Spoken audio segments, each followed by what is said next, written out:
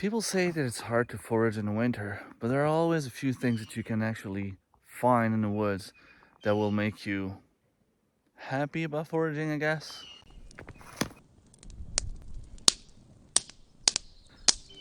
So I'm here because I am actually hunting for rabbits. That's why I'm all in orange. And I came upon a few things that I wanted to show you because I can actually forage a little bit.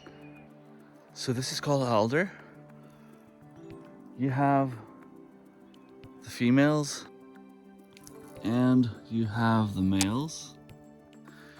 You can harvest the males, maybe the females too, I don't know, but I know about the males. I will bring this home, harvest a little bit, dehydrate it, and use it as a spice in a salad or anything like that. And you know, I can add it to some meat, give it a little tiny flavor. If you're stuck in the woods in a survival situation, even though it's probably doesn't really taste good raw, it's still something that you can eat. Alder seeds or catkins is very rich in proteins, could potentially help liver by breaking down the waste and creating some bile to assist with fat digestion.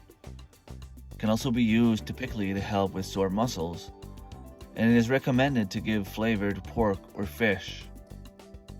So basically use it as a spice. Also here, we have what I think is a black spruce. The needles are pretty big, which is kind of first time I see a spruce with big needles like this. And if you smell the needles, it smells like Christmas. So if I wanted, I could make a tea with that, and that tea would have a lot of different wonderful nutrients. Let's look at the benefits. It is very high in vitamin C. It helps ease cough, contains potassium, contains magnesium, and it also has antibacterial properties.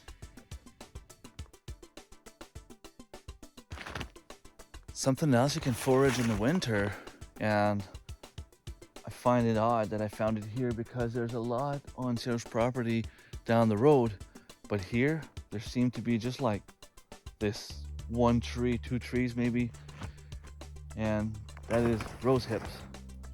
The fruit has a lot of seeds, and I mean a lot of seeds, but you can remove the seeds and make very, very nice tea with it.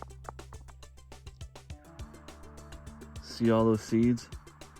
The seeds can be removed, especially a little bit early in the season when the hips are not that squishy. See? Those can be identified by the thorns that they have. You'll also see the little bit of, you know, this used to be a flower, this used to be the rose flower. So you won't have a lot of fruits per se, but it is very rich, very, very rich in vitamin C. Rose hips are very high in vitamin B, C, and E. It has inflammatory benefits, anti-diabetic benefits, anti-cancer effects, and it can help ease pain due to osteoarthritis. Definitely something worth eating, or, you know, baking, cooking. If you ever get lost in the woods, that's something amazing to have. Keep in mind, in a survival situation, maybe it will not taste as good as what you used to eat at home, but sometimes it might be necessary to eat it regardless because, you know, you got nothing else, right? You can always be prepared, but you can only be prepared for so long. I mean, you can't go for a hike and have 40 pounds of food in your bag, because if you do that, you won't have any space for anything else.